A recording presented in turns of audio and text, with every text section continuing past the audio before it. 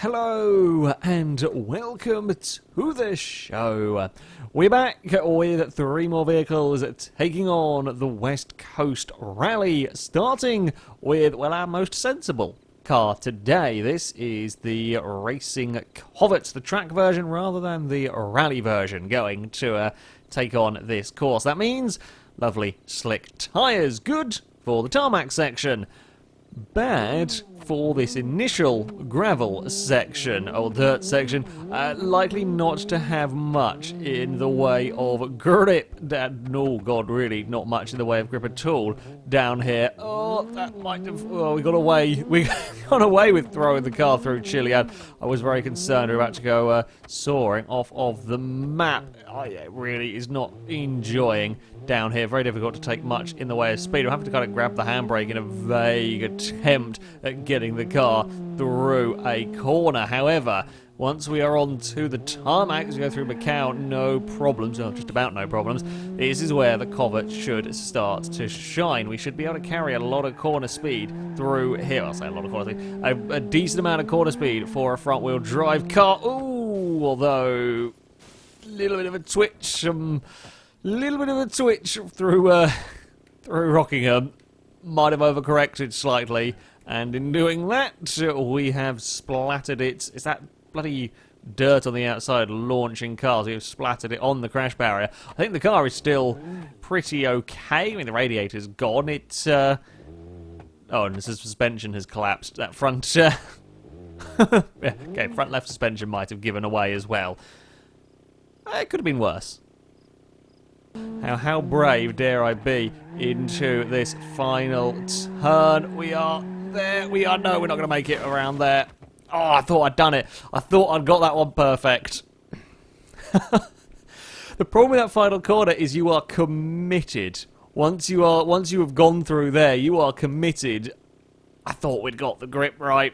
I thought we'd got it sorted, and we didn't. I think we have actually impaled fully impales the car on the finish line. I think this is the first one that's been impaled this significantly. Oh, pulled off the entire rear. There we go. Oh. Amazed the engine is still working in this, because that is a big old hit that it took. I mean, the diff's not going to let it do anything, I don't think, but angle that engine's ended up at from the crash, I'm amazed it is still running. That's a big one. NASCAR, we can probably be even braver than we were last time around, although that might be a little bit too brave. I think we're going to end up right out by the wall. Yeah, that's too brave. We can carry a lot of speed through NASCAR, but just not quite. Ooh, there's some bushes over there that we would rather not get involved with. Let's get out of the horrible bushes. And apparently we've got a bouncy back end as well from all of that. Okay. I'm kind of trying to find where the limits are with this car. It's remarkable the amount of grip you get from this front-wheel drive racer. But of course, there is still a limit. You're still going to find walls eventually.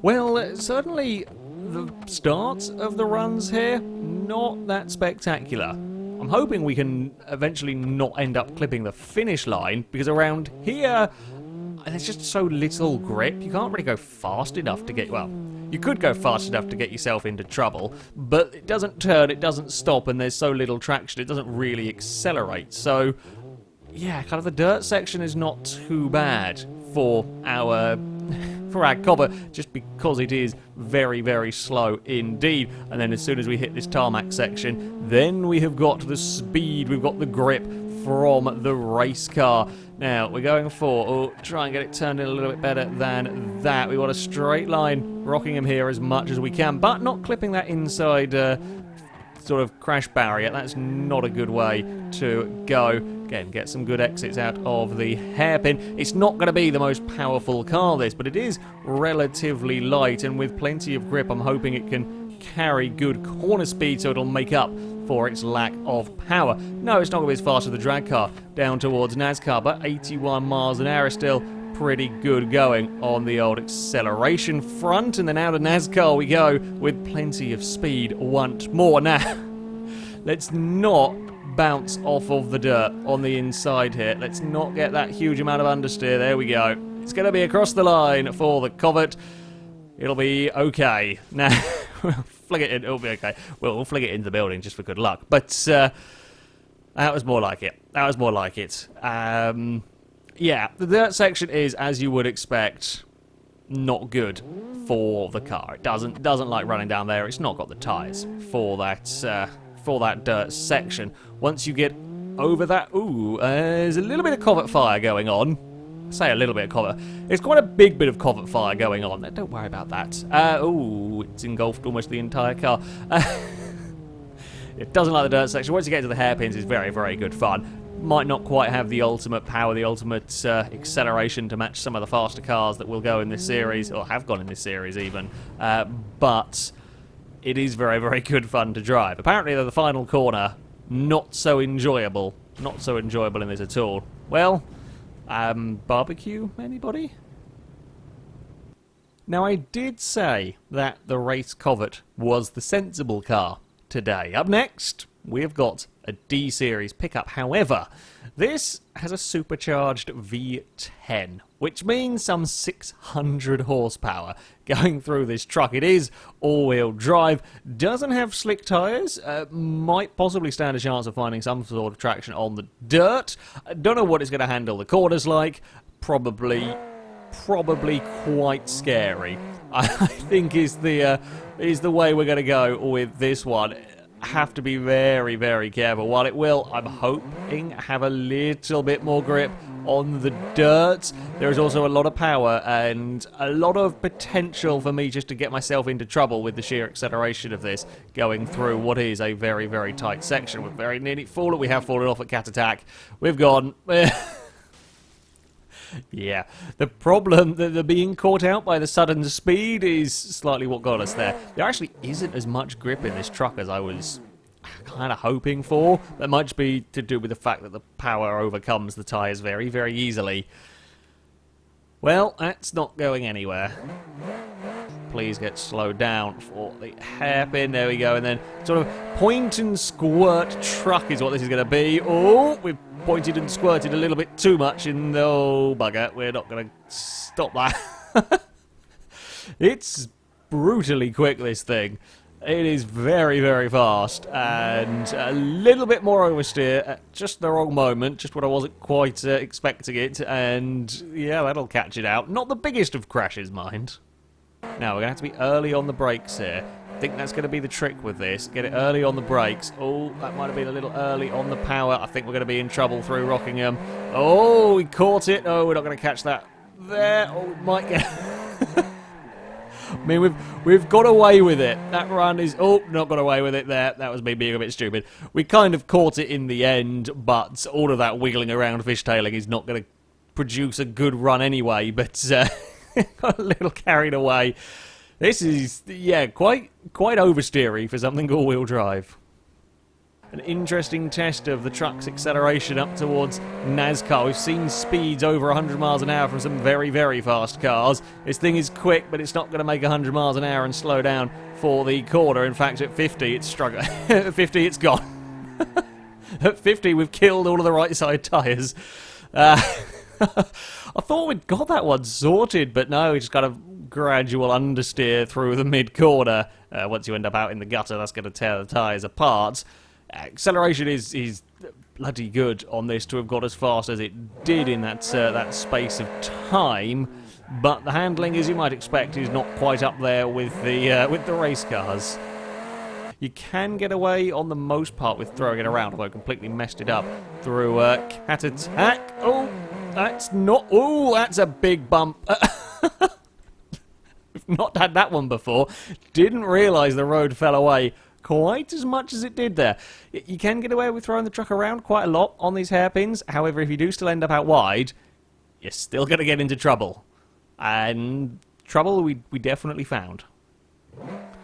Well, the dirt section is certainly proving interesting for the supercharged D-Series here. It has similar issues to the Covet in that it can't stop or can't turn very well. The problem is that it can accelerate very well. So it can accelerate pretty damn well, so you're going very fast when you run into issues of trying to slow the truck down. got to be quite mindful. Got to be quite mindful indeed with something as quick as this. Let's get it slowed for Macau. Let's not clonk the wall on the outside. Then we can put the power down. It is very much a point and squirt truck, this. It is very much. There's just no other way. You can't carry the corner speed with it, so you're going to have to make up the stage time elsewhere, and that acceleration is pretty mighty. And we wait, and then power out the other side. Let's just try and not get too much oversteer. Keep that power down all the way up to the second kind of hairpin. It opens up on the exit. Just a lot of understeer. Glad it does open up in this truck, because you're going to end understeering out towards the wall. It's up towards 83 or 84 miles an hour. It is about the same sort of speed as the Covet got to before needing to get on the brakes. This will accelerate quicker, but you'll have to brake earlier. Oh, Mound of Doom at Mark 2. We have got past the final corner coming up here. Don't really know how we're going to want to take it with this. Go for a nice late apex. Then can we get on the power? Yes, we can. It'll be across the line for the D series. Clear. No, we're still not going to clear the stadium with that. Going to need a lot bigger jump, I think. It's a mad truck. It is a mad truck. I very much like it, though. A lot of understeer going on with this, as you can imagine, bobbling its way through the corner. It's got that final turn, though, pretty damn spot on. That was nice through there. Yeah, you got to drive it like a point and squirt car. There isn't the grip to get it through the corners, so your best bet is focus on getting sort of straight exits out of the hairpins. Make the most of that crazy acceleration where you can, because it is going to suffer when it comes to the corner speed. But you know, on the whole, it could be more difficult to drive. It could be worse. However, yeah, pretty mad truck, this one.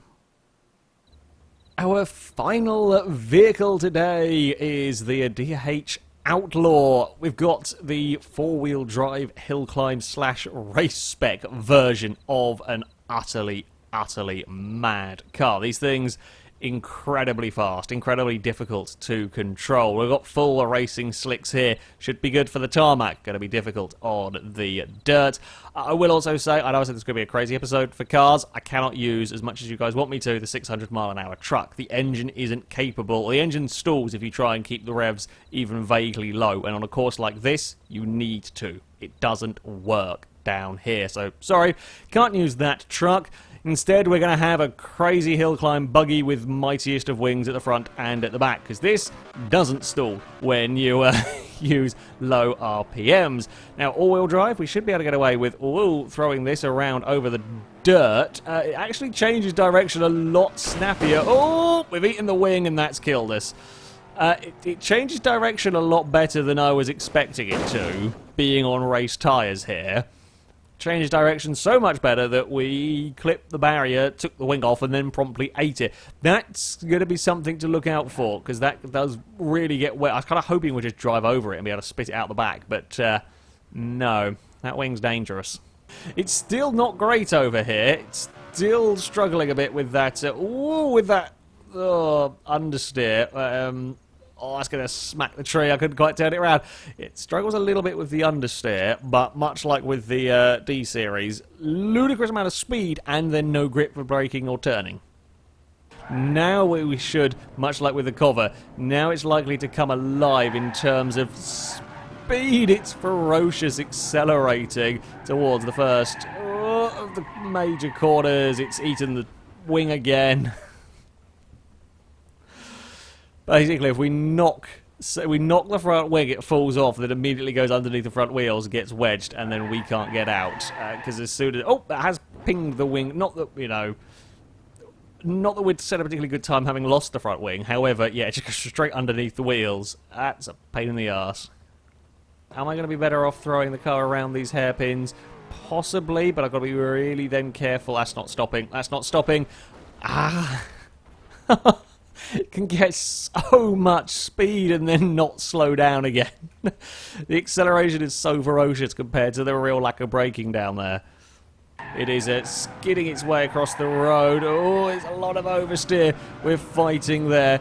Final turn. I don't really know what we're going to get out of it. A lot of wrong. An awful lot of wrong through there. Oh, that broke the front of the car quite a lot. Can we reverse you free of there? Oh, it pushed I thought the wing had flown clear, but actually pushed the wing under the car, puncturing the tyres. There we go, we are free now. It doesn't have as much grip through the long corners as I thought it was going to. I was expecting there to be more through those couple of very long corners. Well, to make it through the dirt section in this car requires a fair amount of restraint, if anything. The problem, much as we saw with the D-Series, is that this can get up to some seriously ludicrous speeds down here. It could easily crack 60, probably even 70 miles an hour before that corner.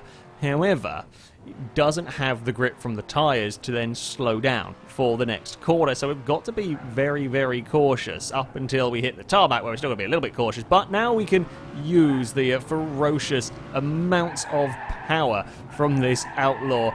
Although, yeah, the actual corner grip isn't as good as you might ideally like. Braking performance is not too shabby, mine, so we can get slowed down for these hairpins, and then fire the car out the other side. Use as much of that acceleration as we can. Panic and try and slow it down for the second hairpin. Now once more, unleash all of that power. 102 miles an hour we got to. I'm glad to see that the front wing isn't falling off across these bumps. Oh, it really struggles through NASCAR. Amazingly hit the Mound of Doom Mark II there without too many issues. Gets a little bit twitchier up towards this final corner. It's a lot of arguing from the tyres, but we are across the line. Oh, still not into the stadium. Lost all of the wheels in doing that. We are across the line with the Outlaw. Well, it's a mad car, as expected, really.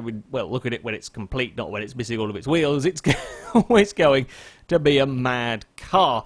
I was hoping for perhaps a little bit more grip through some of these tarmac corners with the hill climb spec. It's always going to be, yeah, it's always not going to be great when it comes to the dirt section, because I've gone for the tarmac racing version, if you like. But those high-speed corners, it is not enjoyable through. Brutal acceleration, very much so, but the high-speed corners, we get into a little bit of bother. That being said, though, still likely to be a fast time. Will it be enough to get near the Bolide Class A? That I am not sure, but this might be one of the few vehicles that can.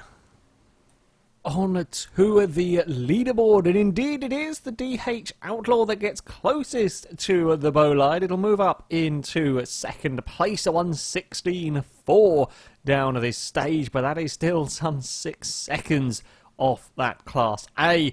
I think the Outlaw is just not quick enough through the tarmac turns. It can't carry enough corner speed. It has got the acceleration, but it lacks the grip to really be able to keep up with that Bolide. Further down, we find the Covet race car moves into 8th place, becoming the fastest front-wheel drive, 1:25.4. Only a couple of tenths down on that Sunburst. It's a good time. I think it might be a little bit faster, but really struggles through the dirt. That section not kind to the front-wheel drive racer. The V10 D-Series will move into a 10th place, a 1:26.9. It is 3 tenths down on the late model. To be that close to the stock car is not bad going. Beats the Miramar race car and so on. It's a respectable time for a big, powerful pickup truck. That is not a bad time at all, especially considering its tyres actually didn't give it very much grip when it came to the dirt. That, though, is going to be it for this video. As ever, I shall link all the mods used in the description so you can download them, have a go with them yourself. But thank you very much for watching, and until next time, goodbye.